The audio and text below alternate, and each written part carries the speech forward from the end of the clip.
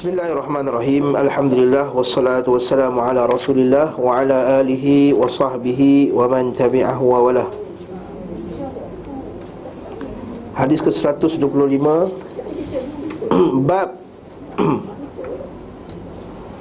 Babun bayanuz zaman, bab menjelaskan zaman, waktu. Alladhi la yuqbalu fihi al-iman, dalam menjelaskan tidak diterima pada waktu tersebut iman. Itu dalam Sahih Muslim tajuk dia.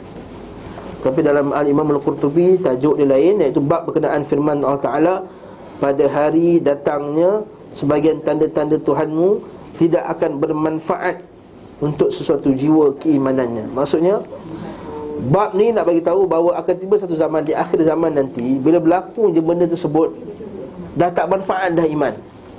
Maksudnya kalau waktu tu baru nak kata aku beriman kepada Allah Ta'ala, dah tak manfaat dah. Sebab tanda-tanda Allah semua dah terkeluar. Apa dalilnya? Daripada Abu Hurairah radhiyallahu an. Siapa Abu Hurairah ni? Nama sebenar dia apa? Belajar hadis macam tu, dia kenal sahabat tu, tanya nama dia, apa cerita dia, apa orang dia. Kita bukan tengok hadis dia, tengok sahabat tu juga.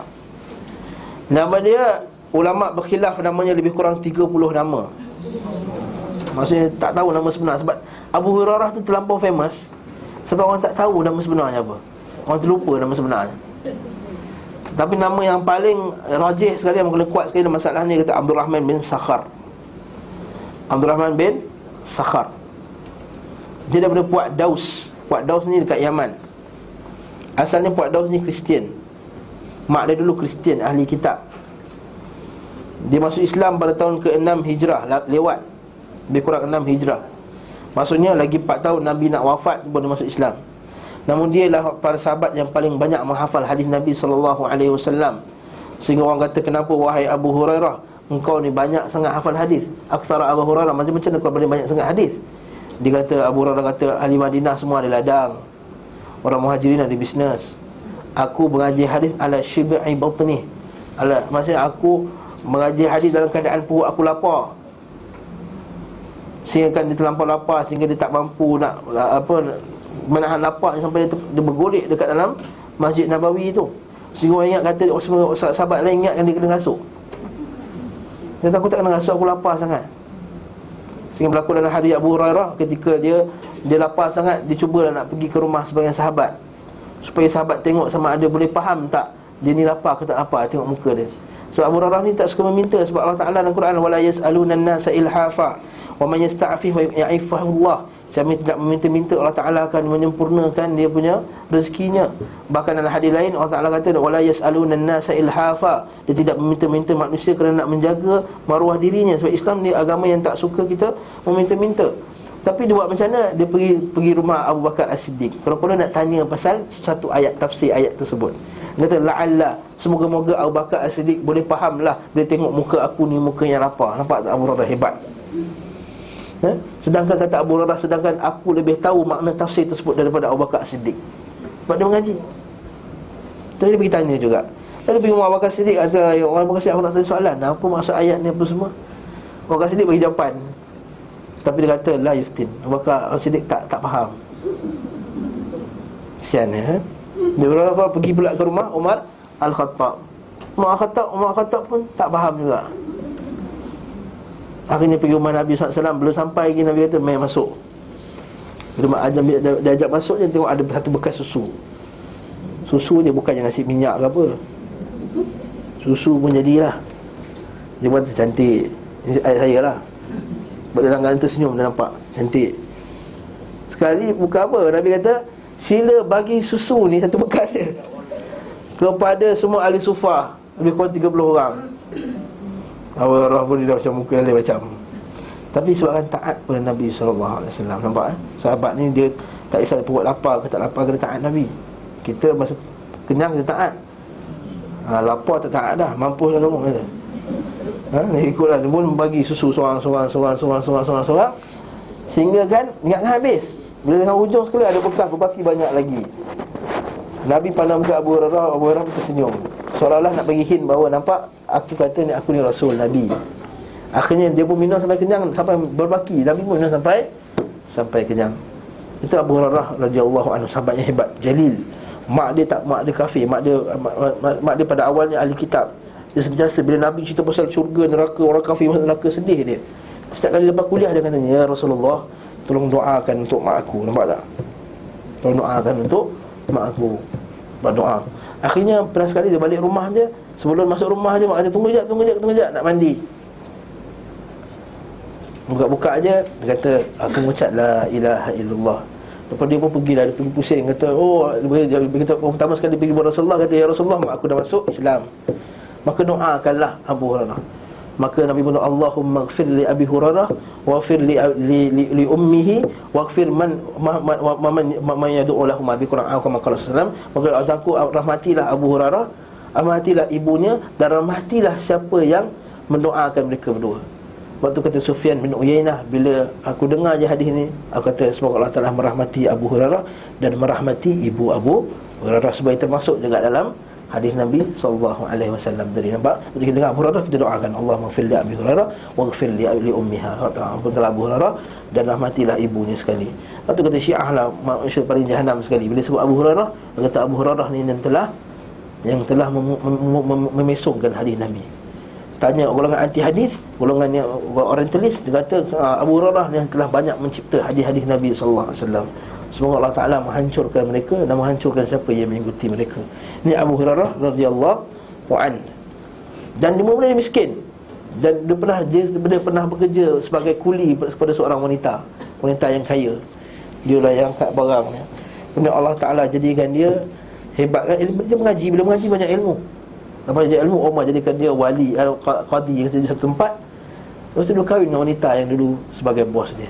Dia kata, aku tak sangka bila ni, aku tak sangka ni Allah Ta'ala kata, yarfa'illahu alladhina amanu minkum walladhina utul ilma darajat. Allah Ta'ala telah menaikkan orang yang berilmu dan beriman itu dengan beberapa darajat. Lepas tu anak-anak kita kalau hantar tahfiz, hantar Quran, mengajar Al-Quran ni, jangan fikir lu dah besar nak jadi apa. Jangan. Kalau ada sebagian kawan-kawan kita nak masuk mengajar Islam, mengajar SPM 10A1 nak ambil mengajar Islam, SPM dia 9A1, dia nak masuk mengajar Islam. Semua adik-beradik kata, apalah, nak jadi apa, jadi imam. Nampak? Nanti boleh duduk kuartus masjid, dapat free. Muhammad kata macam tu.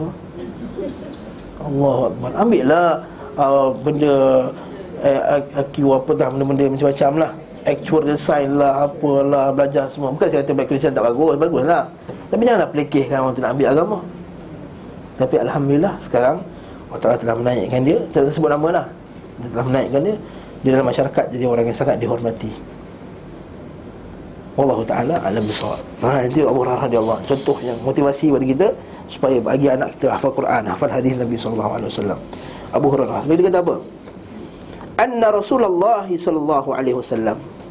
Abu Hurairah ni punya rajin mengaji sampai dia ikut Nabi mana-mana. Malam-malam teman-teman berkata, siapa belakang tu? Abu Hurairah ya Rasulullah. Sampai begitu sekali. Jadi anna Rasulullah SAW qala, Nabi SAW bersabda, la taqumus sa'ah, tidak akan berlakunya hari kiamat,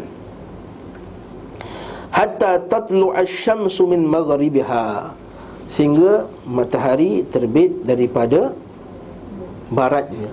Maghrib, tempat dia tenggelam. Maghrib tu tempat tenggelam, masyrik tempat timbul. Hadis 125.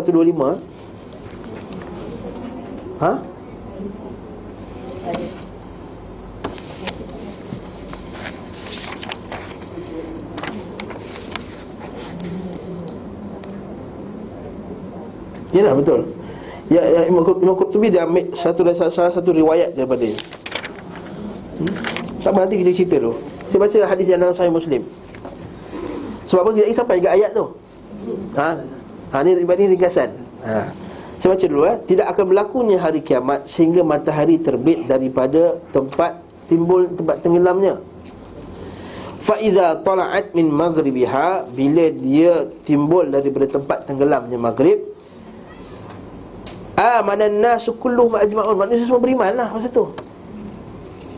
Yalah sebab Nabi dia bagi tahu dah, matahari terbit dari barat, matahari terbit dari barat, matahari terbit dari barat. Buat tak tahu je, gedebe je. Gedebe. Orang Terengganu gedebe kan? Gedebe maksudnya buat kerek je. Kalau bahasa KL buat kerek lah. Buat macam samba je, tak tahu, tak perlu dia solat, tak perlu dia agama, tak nak mengaji apa semua. Lepas bila matahari terbit dari barat je, amanan nasu kulluhum ajma'un, kata hadis ni. Semua manusia beriman. Hai. Masa itulah tak manfaat iman mereka. Allah tak nak sebut apa tu? La yanfa'u nafsan. Apa sebut ayat ni? Tidak, okey? La yanfa'u nafsan. Tidak akan manfaat satu jiwa yang tidak pernah imani sebelum itu, yang diperoleh daripada imannya sebarang kebaikan. Terbit matahari daripada barat, dajjal dan binatang bumi. Lebih kurang salasatun idza kharajna, 3 benda bila dia keluar, la yanfa'u nafsan imanuha. Ustaz Ali terjemahan ni memang kadang-kadang terbalik sikit sebab dia kadang-kadang dia pakai bahasa Arab ni terjemahan. Dia harfiah, dia kita kan macam mana, tidak pernah imani sebelum itu atau ia peroleh dalam imannya sebarang kebaikan. Saya buat betulkan balik Maksudnya bukan betul kan, saya rephrase baliklah. La yanfa'u nafsan imanuha, tidak bermanfaat satu jiwa iman mereka. Lam takun amanat min qabl, yang dia tidak beriman sebelumnya. Maksudnya sebelum tu dia tak beriman dengan Allah, sekarang dia beriman ke Allah, tapi iman sekarang tak bermanfaat. Au kasabat fi imaniha khaira, ataupun yang sebelumnya dia tak buat kebaikan pun daripada iman dia. Maksudnya dia ada iman, tapi sebelum tu dia tak buat kebaikan. Pada hari tu baru nak buat kebaikan. Ada manfaat tak? Tak ada manfaat. Kalau Allah Ta'ala baca daripada bacakan ayat tadi lah, la yanfa'u nafsan imanuha, tidak manfaat iman seorang jiwa itu. Lam takun amanat min qablu aw kasabat fi imaniha khaira. Surah Al-An'am ayat 158. Surah Al-An'am ayat 158. Itu ayat atas tajuk. Apa pengajaran daripada hadis ni? Pertama, ni kita bincang lah. Apa pengajaran daripada hadis yang pertama? Apa pengajaran hadis ni? Yang pertama, ni tengok macam mana tuan-tuan dapat banyak pengajaran. Yang sebut ada kuliah pertama tadi kan. Ada orang pun dapat pengajaran ni, dapat 2, dapat 5, dapat 10. Nombor 1, pengajaran dia, kena beriman. Maksudnya iman perlu diamalkan pada sebelum datangnya waktunya. Betul lah tu pengajaran pertama. Jangan tunggu pada dah timbul satu benda tu baru nak beramal. Iman itu ialah amal. Nampak tak? Iman itu ialah amal. Atau ahli sunnah wal jamaah sepakat dalam masalah ni, iaitu al-iman huwa qaulun wa amal. Iman itu ialah kata-kata dan amal. Siapa yang mengeluarkan amalan daripada iman, maka dia bukan akan masuk di kalangan ahli sunnati wal jamaah. Faham tak? Maksudnya iman tu perlu diterjemahkan dengan amal. Sebab tu dalam hadis Nabi SAW, hadis Sahih Muslim yang kita pernah bincang, mungkin tuan-tuan pernah jumpa. Iman itu ada berapa cabang? Dah lalu dah hadis ni. Sebab hadis ni datang selepas hadis tu.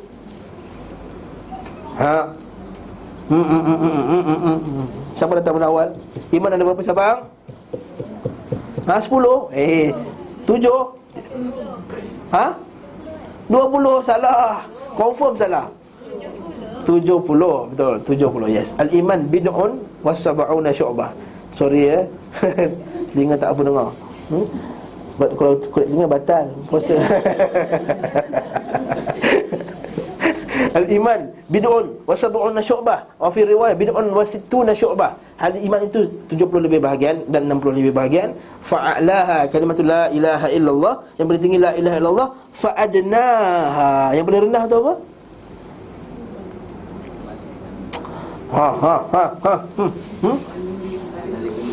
Iman tatil adza an tariq, bukan duri, mencabutkan benda yang menyakitkan orang daripada jalan.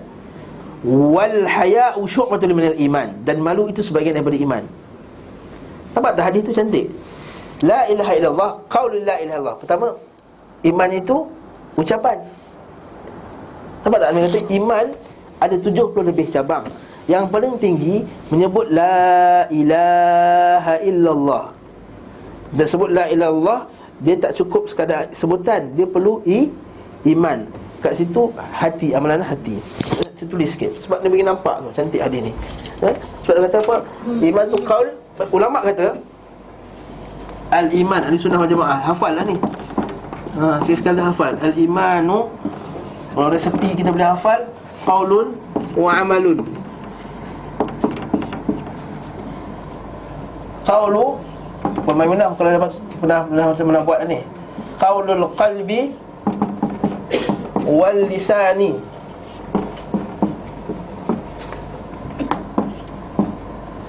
Wa amalul qalbi wal jawarihi. Jawariha ke jawarihi? Jawarih. Ataupun jawariha. Mafa'ila jawariha. Tak kisahlah mana-mana pun, jawarih ke jawarih. Okay? Jadi iman tu kata-kata dan amal. Iman tu kata-kata dan amal. Kata-kata hati dan kata-kata lisan. Ni akidah ahli sunnah ni, kena faham ni. Belajar hadis tapi akidah tak ni. Bahaya, ni ta'rifan iman. Kata-kata hati dan kata-kata lisan. Bulan saja. Amalan hati dan amalan anggota badan.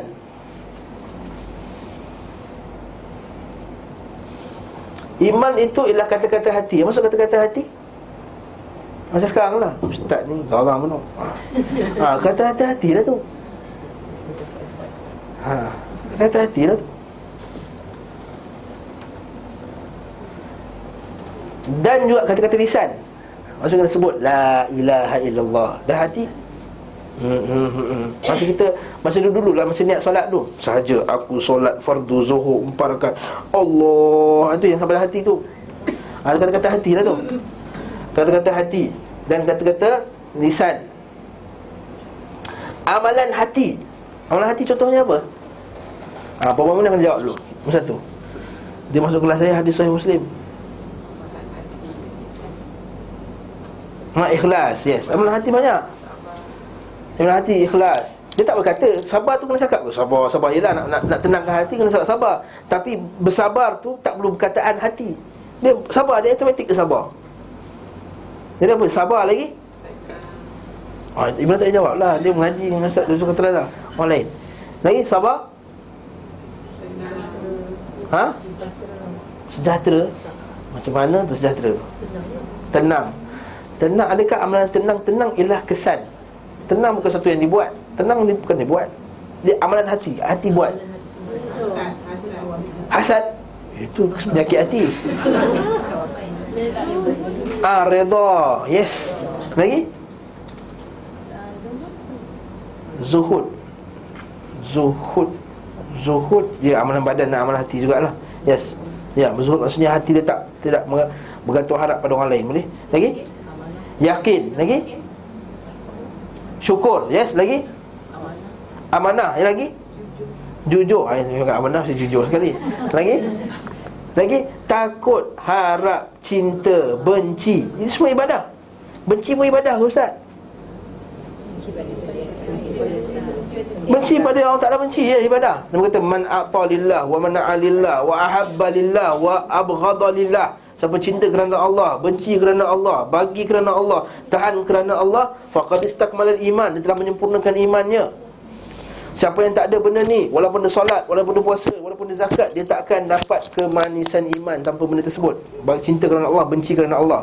Nabi kata awthaqul oral iman, al-iman al-bughdhu fillah wal hubbu fillah. Benci kerana Allah dan cinta kerana Allah, iman tertinggi sekali. Nampak? Al-qalb, amal qalb wal jawarih. Jawarih amalan badan lah. Solat, haji, puasa dan lain-lain. Ulama kata ini iman.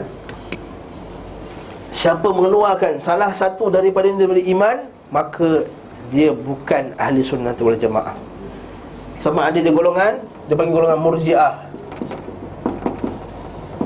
Murji'ah ni kata amal tak ada kena-mengena dengan iman. Dia kata kau lantak kau lah nak bogil, tanya bogil, ni hati yang baik. Kelak agak tu. Ya, maksudnya nak macam mana pun tak, you jangan judge I tau. Hati I beriman. I beriman tau. You jangan judge I. Luar-luaran mana boleh. Luaran itu adalah apa dalam. Kalau kita kata saya pembersih, tengok baju kotor apa semua, you jangan judge air pada luar air, no? Air ni pembersih, dalam hati air pembersih. Boleh ke? Macam kata bodoh lah kau ni. Ada juga dengan iman. Kata you jangan judge air beriman kat Allah, air tahu ada neraka syurga tau, tapi kat luar tak cerita lah. Cukuplah kamu umpat orang lah, ha? Ha. Maksudnya ada kekurangan lah. Lepas tu kejap lagi, saya sambung lagi. Iman bertambah dengan sambung lagi. Iman yazid wa yazidu bit ta'ah. Hai. Bagus juga pertanyaan soalan tu, bawa pada poin ini. Wa yanqusu bil ma'siyah.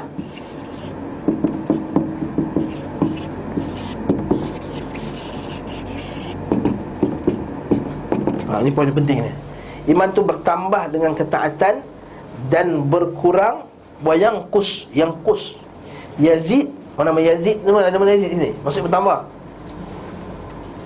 Yazid bi ta'ah, dengan ketaatan. Wa yanqusu bil maksiyah, dan berkurang dengan maksiat. Jadi kita jawab pada soalan puan tadi, maksudnya kalau dia tak pakai tudung tapi dia solat, maksudnya tetap juga iman dia berkurang. Iman dia berkurang. Tapi dia ada aslul iman dia lagi tak? Asal iman dia ada lagi. Jangan kata dia tak beriman. Jangan kata dia tak beriman. Sebab dia masih solat, dia masih zakat, dia masih puasa, dia masih haji. Maksudnya dia ada aslul iman. Asal iman tu dia ada. Dia bukan macam satu lagi puak yang melampau. Dia panggil puak Khawarij, yang melampau. Ini dia kata, siapa buat satu dosa besar, kafir. Ni bahaya ni. Okey.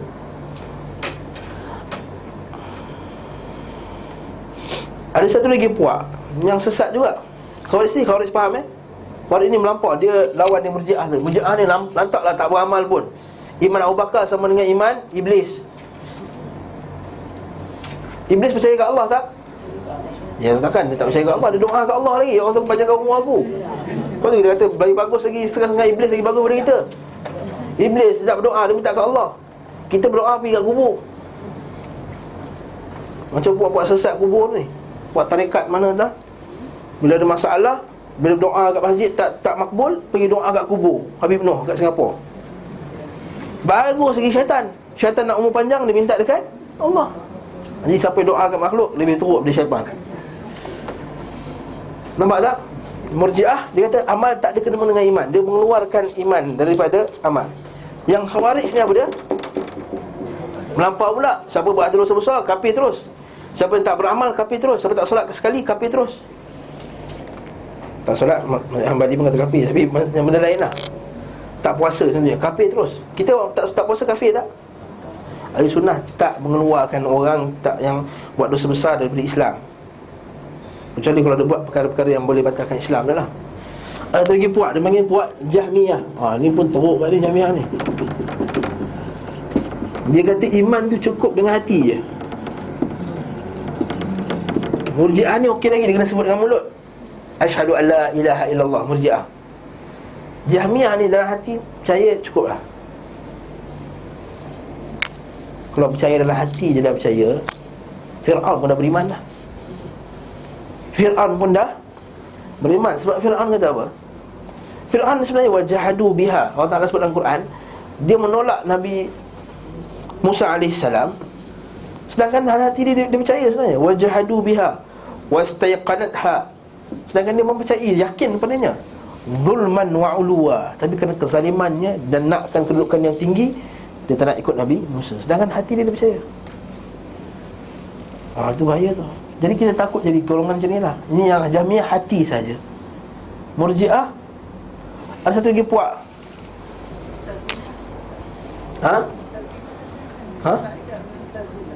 Mu'tazilah dia datang lepas tu. Mu'tazilah datang lepas tu. Dia tak ni masalah ni. Ada satu lagi puak, dia panggil Karramiyah. Tak silap saya, kalau tak silap saya, Karramiyah. Ini terbalik pula. Luaran pun dah cukup dah, yang tak, hati tak penting. Terbalik. luaran saja.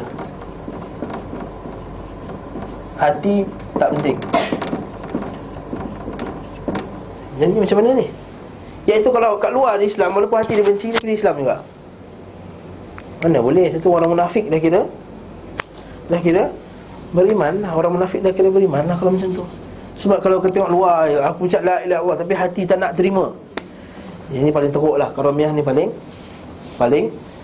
teruk sekali lah.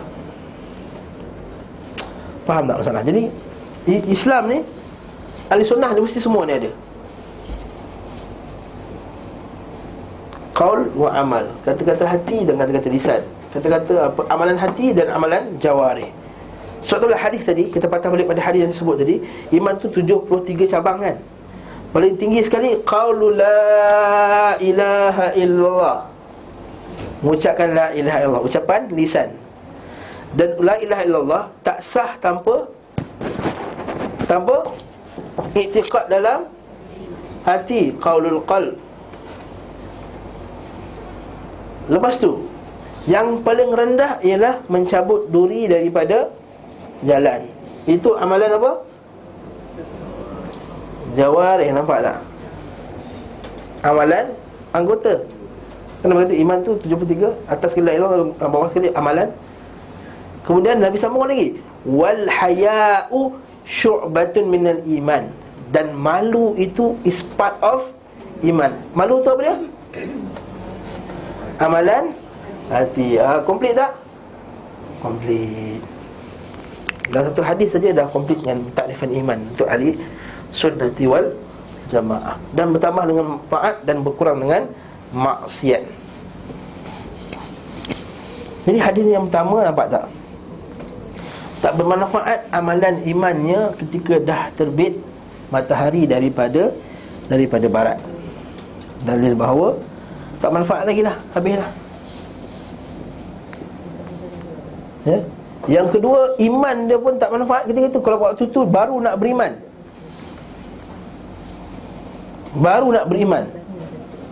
maka itu juga tidak bermanfaat. Apa lagi pengajaran ni? Itu yang direct lah pengajaran ni. Pengajaran indirect, berimanlah dari sekarang. Memang kena beriman dari sekarang. Kita iman lah tu. Okey. Itu iman, maksudnya pengajaran dia ialah beriman dari sekarang. Okey, khalas. Beramallah dari sekarang. Habis. Lagi?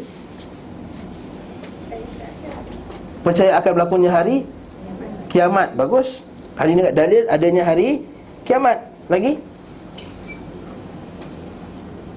Dah 3 lah, nampak. Kita kalau tengok betul, ini kita tadabbur, orang tadabbur Quran, ini memerhatikan hadis. Apa lagi pelajaran dalam hadis ni? Kiamat ada tanda-tandanya.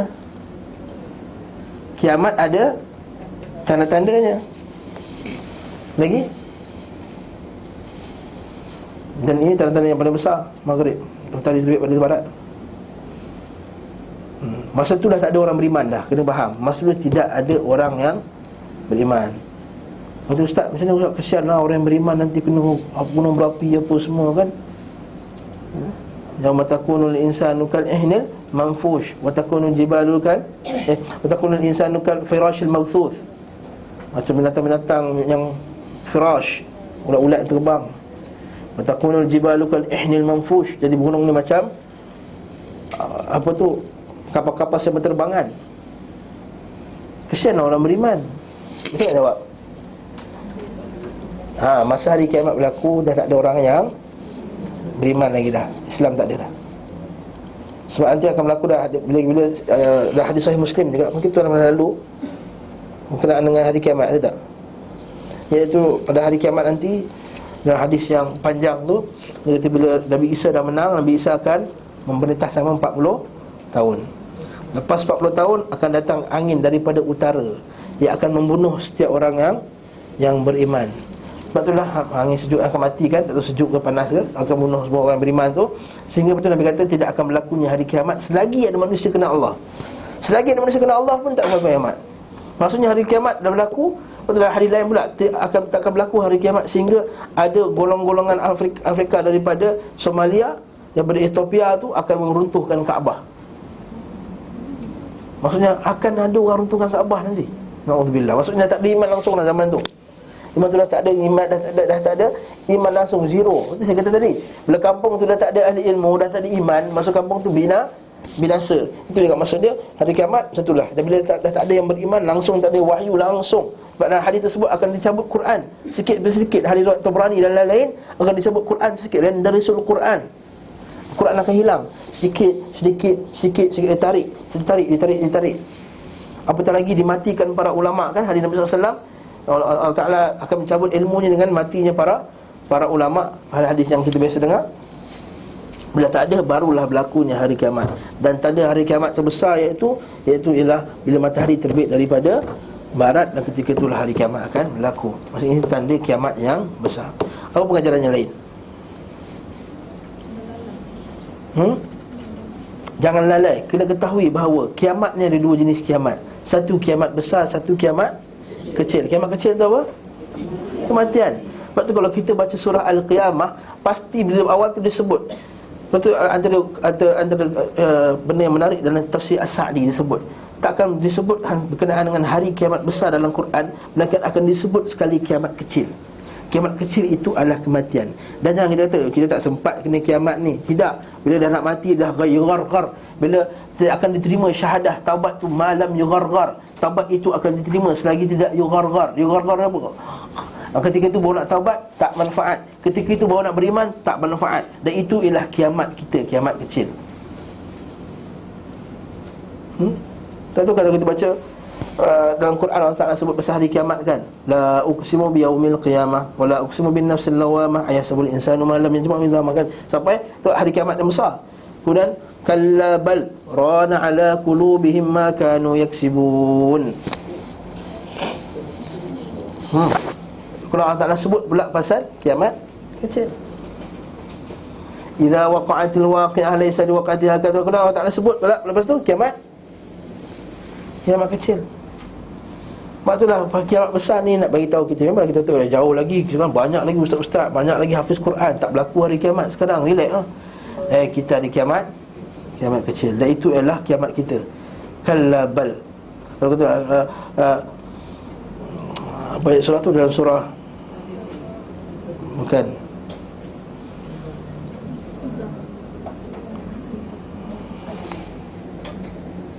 Allahu Akbar, nak keluar dekat laju sangat, nak keluar.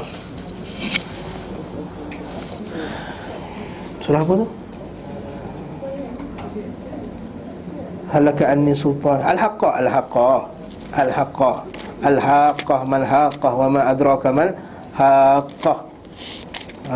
Al-Haqqah tu Allah Ta'ala sebut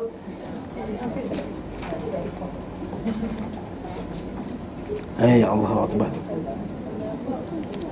bukan Al-Haqqah. Kalla pula. Ya laitaha kanatil qadiyah. Itu ayat dia. Al-Haqqah ayat 27. Al-Haqqah ayat yang ke-27. Al-Haqqah surah 69 ayat 27. Surah 69 verse 29. Okay, chapter 69. Cakap orang putih. Allah Ta'ala sebut, ya laitaha kanatil qadiyah. Wahai kiranya kematian itulah yang menyelesaikan segala sesuatu. Ini kiamat kecil. Ma aghna anni maliyah. Hartaku sekali-kali tidak dapat memberi manfaat kepadaku. Halaka anni sultaniyah. Telah hilang segala kekuasaanku. Tan Sri dihilang, Datuk dihilang, hujung AMN. AMN tu ada hujung tu kan. AMN lagi apa lagi? PhD, KMM, semua keluar. Semua hilang. Apa? Apa semua hilang. Dia halaka anni sultaniyah. Kuasaku hilang. Ni mungkin kat sini dalam dunia yang berjawatan mungkin dapat special sikit, masuk hospital dapat special kan, pasal kerajaan dapat ward nombor 1. Tapi kat sini tak ada dah. Halaka anni sultaniyah, khudhuhu faghulluh. Allah Ta'ala kata kat malaikat, peganglah dia lalu belenggulah dia. Thummal jahima salluh, masukkan dia ke dalam neraka. Thumma fi silsilatin dhar'una sab'una dhira'an faslukuh, kena ikatlah dia dengan tali besi yang panjang. Itu orang yang ahli neraka. Nampak Allah Ta'ala sebut Al-Haqqah. Al-Haqqah pada awal surah ni hari kiamat. Kalau buka awal surah tu, Al-Haqqah mal-Haqqah wa ma adraka mal-Haqqah, hari kiamat besar, hari kiamat yang sebenar tu. Bila dia sebut hari kiamat kecil, buka surah Al-Qiyamah pula. Buka surah Al-Qiyamah. Cantik tu kata Quran ni, masya-Allah akbar. Dia tidak mengingatkan kita satu benda, melainkan dia ingatkan benda yang kena kat diri kita balik. Kita tak tengok kat orang je. Al-Qiyamah surah nombor berapa?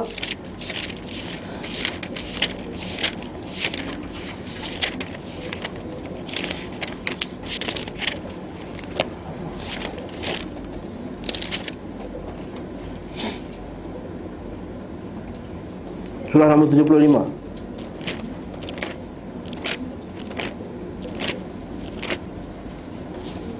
Sikit lagi 17 suku habis lah.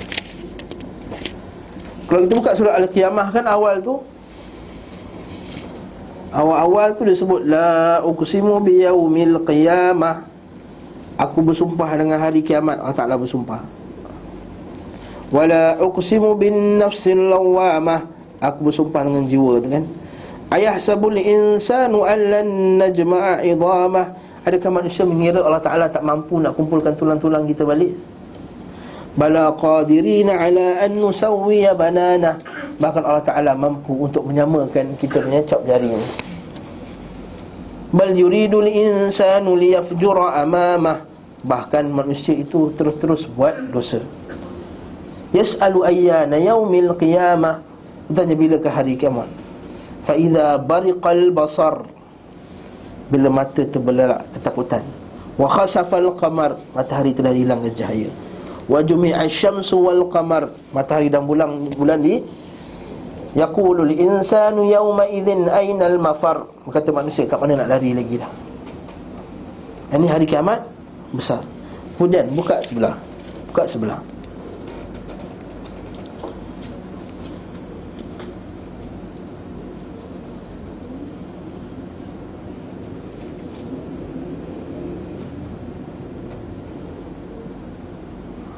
Nampak tu? Kemudian baca ayat 26. Cantik. Nampak? Allah Ta'ala sebut kiamat besar tadi, Allah Ta'ala sebut kiamat kecil pula. Kalla idza balagatit taraqi. Nampak? Sekali-kali jangan, apabila nafas seseorang telah mendesak sampai ke kerongkongnya. Ini kiamat kecil. Itu cantik Quran. Itu kata Syekh Sa'di, tidak disebut kiamat besar dalam Quran. Dan selepas itu akan disebut kiamat kecil. Nampak? Wakila man raq, siapa yang akan menyembuhkan, siapa akan sembuhkan lagi daripada kematian ni. Wa dhanna annahu al-firaq, maka tu baru dia yakin bahawa inilah waktu perpisahan. Jadi dekat waktu kat sini malam yugharghar, bila dah gharghar tadi, baru nak yakin manfaat tak? Tak manfaat. Tak manfaat lagi dah iman dia. Nanti kita kata subhanallah. Ayat ni, hadis ni sangat menarik daripada kajian ni. Kita berkenaan dengan hari kiamat, memang tak manfaat. Begitu juga ketika hampirnya kematian kita, tak ada manfaat lagi lah. Tak ada manfaat lagi. Habis tu ustaz, kalau tak manfaat, kenapa jangan ucap la ilaha illallah? Ucap la ilaha illallah sebelum yugharghar, sebelum tu boleh lagi. Lepas tu Nabi bila jumpa Abu Talib, Nabi suruh cakap la ilaha illallah. Tapi bila yugharghar dah, itu dah tak ada dah, habis dah. Wallahu ta'ala a'lam bis-shawab. Subhanakallahumma wa bihamdika, la ilaha illa anta, astaghfiruka wa atubu ilaik. Sallallahu alaihi wasallam. Alhamdulillah. Cukup dah? Dah berapa? 12 ni. Nombor 1 eh? Ya ke? Ha? Oh ya ke? Astagfirullah. Bukan 12 suku eh? Astagfirullah. Yang ni kiamat lebih kecil.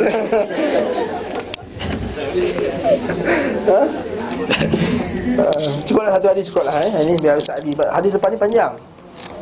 Biarlah Ustaz Ali huraikan hadis yang panjang ni. Ha? Sebab hadis ni, hadis yang seterusnya ni, hadis berkenaan dengan hadis malaikat Jibril. Hadis ni masya-Allah 2-3 jam pun tak habis. Ibn Taymiyah dia buat satu kitab syarah hadis Jibril, satu kitab besar ni. Jadi okeylah, boleh buka soalan tu, boleh diterima kot. Boleh Muqaddimah hadis seterusnya.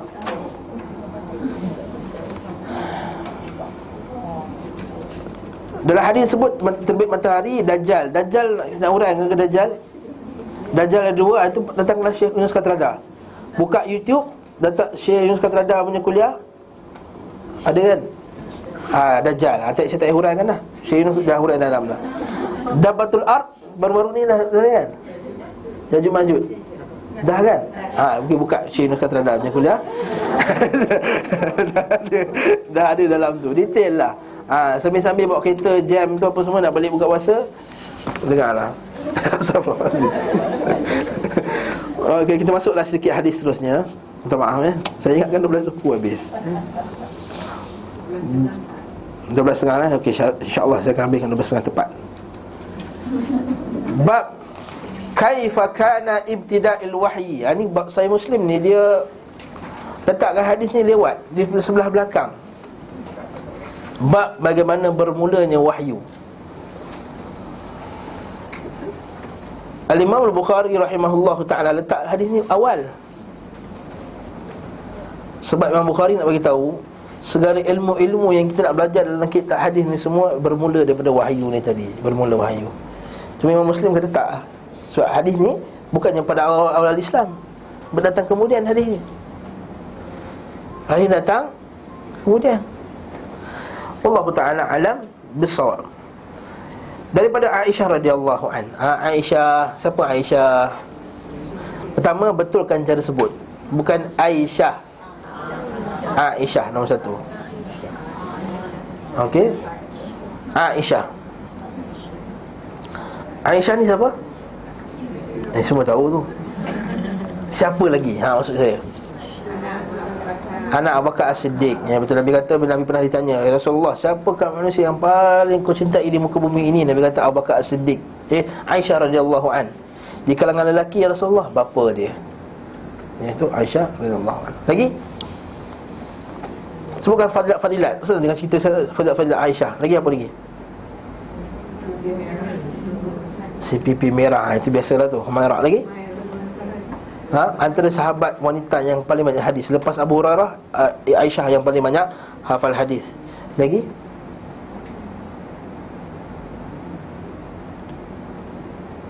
Lagi?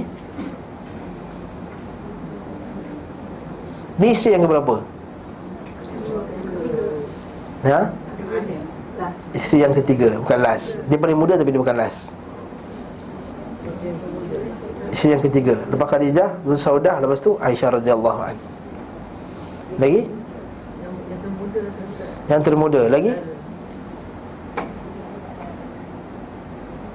Dialah isteri Nabi yang Allah Ta'ala telah declare bahawa dia ni suci. Kan bila orang semua tuduh dia berzina dengan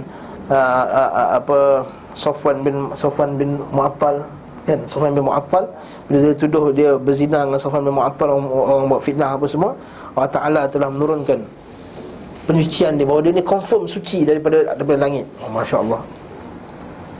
Itu antara hikmahnya berlakunya tuduhan tadi, bila dapat turun confirmation bahawa dia tu suci. Itu Aisyah radhiyallahu anha. Dan daripada banyak hafal hadis, dan banyak mengajar murid, dan banyak juga orang meriwayatkan hadis daripada Aisyah radhiyallahu anha. Aisyah ni dalil bahawa wanita bukan dalil tak boleh pandai mengajar hadis. Aisyah yang paling banyak hafal hadis, dan dia pula banyak meriwayatkan hadis berkenaan dengan dalam bab-bab ahli keluarga. Aisyah dia merajihkan hadis, dia tahu dalam rumah Nabi sallallahu alaihi wasallam. Aisyah radhiyallahu anha, Aisyah radhiyallahu anhuma, Aisyah radhiyallahu anhuma.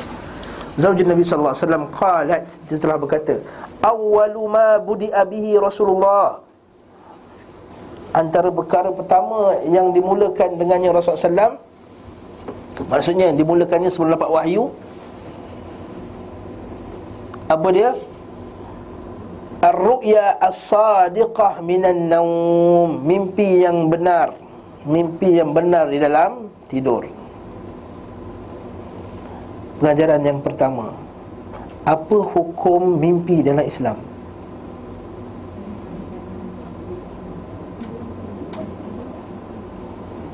Mimpi, okey. Soalan tu salah ni. Hukum mimpi. Mimpi datang sendiri. Masa kita buat mimpi tu. Maksudnya apa menjadikan mimpi itu sebagai hujah? Boleh tak dalam Islam?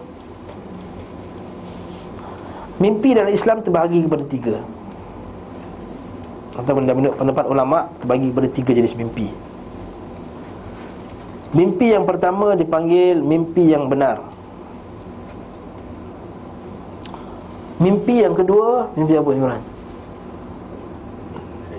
Mimpi syaitan. Mimpi yang ketiga, benda yang apa yang kehidupan yang kita berlaku siangnya malam tu kita mimpi. Ketiga-tiga ni benda ni disebut dalam hadis sahih Muslim, sahih Bukhari, dalam kitab Ar-Ru'ya. Imam Bukhari ada satu hadis bab Ar-Ru'ya, bab mimpi. Mimpi yang benar ni boleh jadikan hujah tak? Ya, kalau mimpi benar tu daripada hadis Nabi sallallahu daripada Nabi SAW. Mimpi para anbiya semuanya benar. Mimpi para anbiya semuanya wahyu. Sebab tu jangan kita samakan mimpi Nabi dengan mimpi kita. Malam tadi mimpilah ada satu tok syekh janggut panjang putih kata lepas ni Zuhur 5 rakaat. Boleh tak? Kenapa tak boleh? Kenapa tak boleh? Kita kadang ada orang macam ni. Sebab mimpi tu perlu ditapis dengan syarak, dengan hadis Nabi SAW, dengan hukum Islam. Kalau mimpi pelik-pelik tambah subuh 3 rakaat, tak boleh. Tapi katakanlah kalau kita mimpi ayah tu pakcik janggut panjang apa semua, muka warak bercahaya-cahaya, kata kau banyakkanlah baca Quran pada waktu pagi. Lepas tu dia pun banyak baca Quran pada pagi. Okey tak? Macam ni okey. Sebab dia tak buat syarat yang baru. Memang kita disuruh baca Quran banyak. Tapi kalau keadaan macam tu pun dia tak boleh kata kat orang, kau kena baca Quran banyak dalam pagi tau, sebab aku dapat mimpi semalam. Tak boleh. Itu khas untuk dia saja. Okey. Jadi mimpi yang benar ni boleh tak berlaku kepada selain daripada Nabi? Boleh. Pada hadis sahih Bukhari dan Muslim dan lain-lain kata mimpi ni makin benar orangnya pada waktu siang, makin benar mimpinya. Itu cantik. Maksudnya kalau kita kurang menipu pada waktu siang, malam tu mimpi tu betul. Kalau kaki kelentong, mimpi pun mimpi kelentong. Itu satu benda yang kita ingat hadis Nabi sallallahu alaihi wasallam. Jadi kalau nak dapat mimpi benar, berlakulah benar pada waktu siang. Benar imannya, benar kata-katanya. Yang kedua Nabi sebut lagi, makin jauh seseorang daripada zaman Nabi sallallahu alaihi wasallam, makin mengarut mimpi dia. Makin jauh daripada zaman Nabi SAW, makin mimpi tu makin tak apa-apalah. Okay? Mimpi nak terbang, mimpi nak roller coaster apa semua. Itu semua mengarut. Jadi mimpi yang benar ni boleh tak jadi hujah? Yes, boleh jadi hujah dalam bab menasihati saja, bab-bab nasihat, bab-bab taujihat saja. Adapun untuk menetapkan hukum tak boleh. Dalam menetapkan hukum tidak dibenarkan. Tu nombor 2, tu mimpi yang benar. Nabi SAW ada hadis sahih, Nabi kata juga mimpi orang mukmin itu 1/40 daripada wahyu. Nabi sebut 1/40 daripada wahyu. Okey, kita kembali kepada mimpi yang jenis yang kedua pula. Mimpi jenis yang kedua iaitu mimpi syaitan. Ini adghathu ahlam. Ini syaitan mainan. Itu mimpi dia takut-takutkan kita, hantulah, apalah semua, ataupun daripada gangguan jin semua. Memang boleh dalam mimpi. Mimpi ular, mimpi apa semua yang menakut-nakutkan, itu mimpi syaitan. Mimpi yang ketiga, mimpi yang apa yang berlaku pada waktu siangnya lah. Pagi kena marah dengan bos, malam tu minta maaf bos, minta maaf bos. Masa tengah mimpi tu ngigo. Ngigo lah perak kata. Yang ni tiga-tiga. Jadi mimpi tu tiga. Sebab itulah Syekh Muhammad Hassan dia sebut, ada orang tanya dia macam mana nak dapat mimpi jumpa Nabi kan. Mimpi jumpa Nabi, sekali dia bagi nasihat macam mana, dia suruh minum air garam banyak-banyak siang. Dia minum air garam banyak-banyak sekali. Minum sekali, malam tu budak tu mimpi. Dia kata dia mimpi air laut.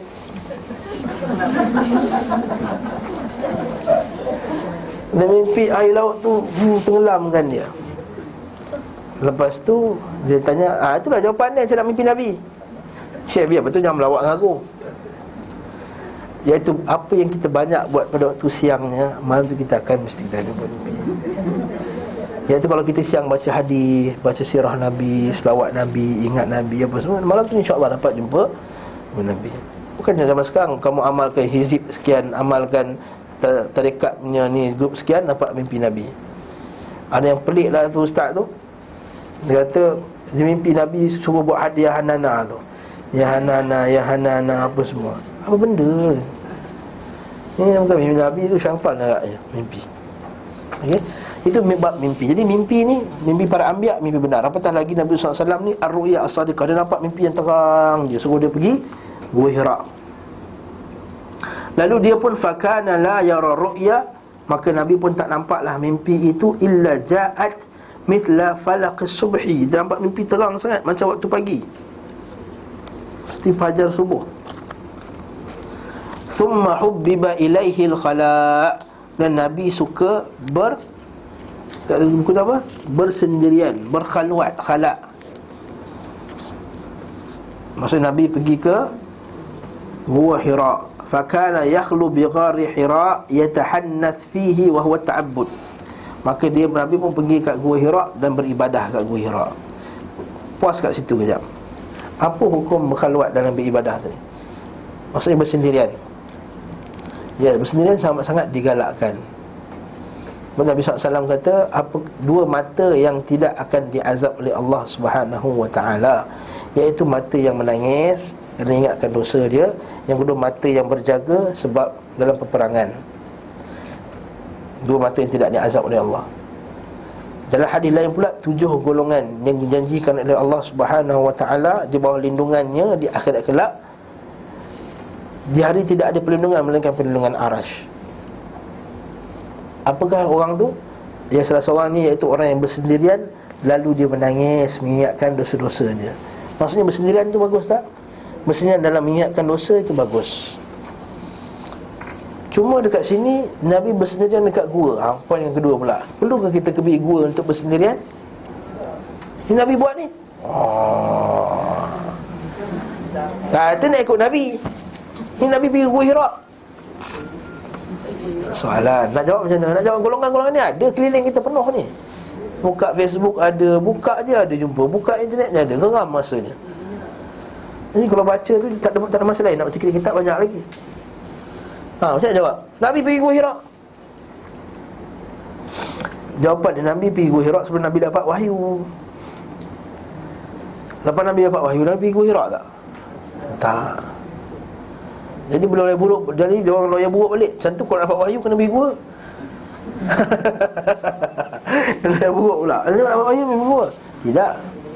Abu Bakar tak pergi pun. Umar tak pergi, Imam Syafi'i pun tak pergi. Sebutkan masa bila Imam Syafi'i kata disunahkan bersendirian di dalam gua. Mana ada? Sebab itu bukan part of sunnah Nabi SAW. Jadi tak ikutlah golongan-golongan tarekat sebagian yang kata mari kita bertapa Gunung Jerai 40 hari. Ada tak? Dengar kan? Pergi Gunung Ledang. Ada Gunung Ledang dia setengah musim. Naik atas tu penuh orang bertapa. Orang pergi mandi gunung, mandi air terjun. Dia bertapa atas tu. Ya, bertapa sana ada grup, sana ada sikit, sana ada sikit. Tapi betapa macam-macam lah dengan niat yang berbagai-bagai. Yang ini dalam Islam, la rahbaniyatu fil Islam. Tidak ada kerahiban dalam Islam, iaitu betapa. Tak ada konsep betapa dalam Islam. Betapa kita sembahyang tahajud malam-malam tu, itu betapa kita. Dibacakan Quran. Kau tak boleh sembahyang tahajud, tak hafal surah Inna A'tayna aje. Tapi Inna A'tayna pun merasaikan Inna A'tayna tu. Inna A'tayna kal Kautsar. Sungguh aku berikan kamu telaga Al-Kautsar. Fikir balik, aku ni mampu ke ya Rasul, ya Allah, minum telaga Kautsar ni? Sebab Nabi kata, fa in ana fartakum 'alal haud, aku ni akan sampai dulu dekat telaga tadi. Tak ada sebagian umatku nak cuba minum, dan malaikat tarik mereka. Nabi kata, ummati hadza ummati ashabi ashabi, ni golongan-golongan aku tak dapat minum.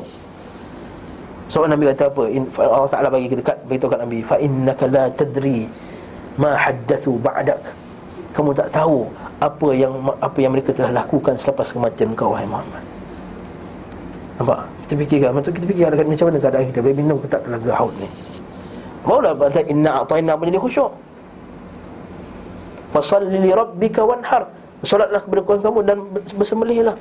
Bersolat untuk Tuhan kamu. Maka adakah kita telah bersolat dengan sungguh-sungguh?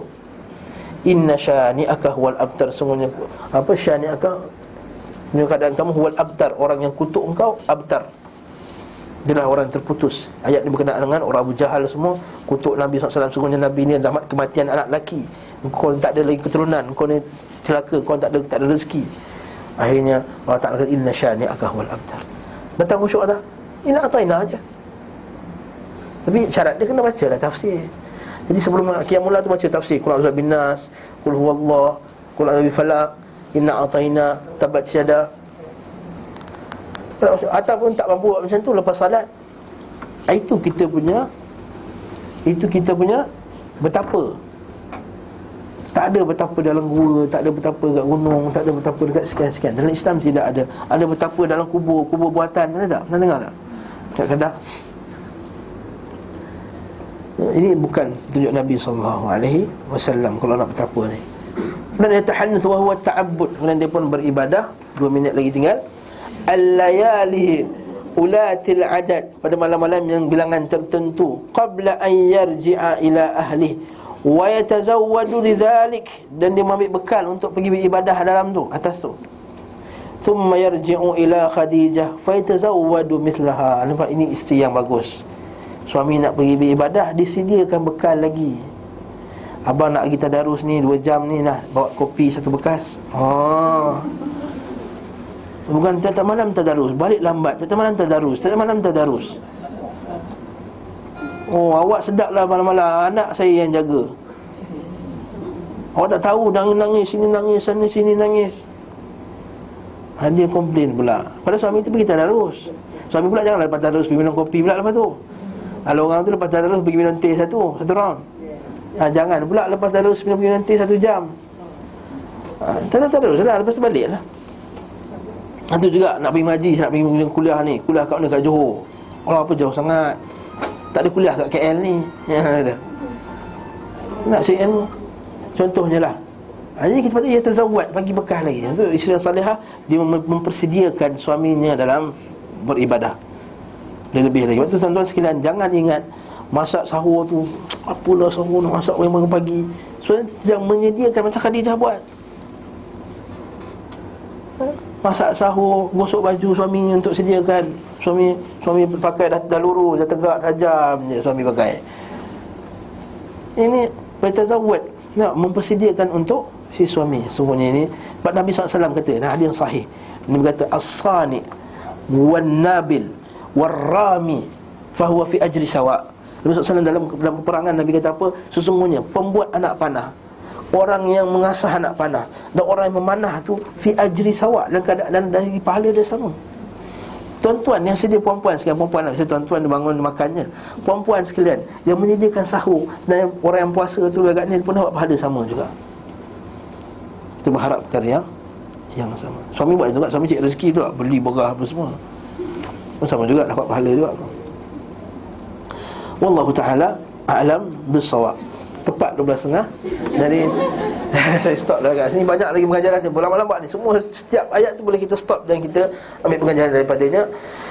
Subhanakallahumma bihamdika asyhadu an la ilaha illa anta astaghfiruka wa atubu ilaik. Wa sallallahu ala Muhammadin wa ala alihi wa sahbihi wa sallam. Alhamdulillahirabbil alamin.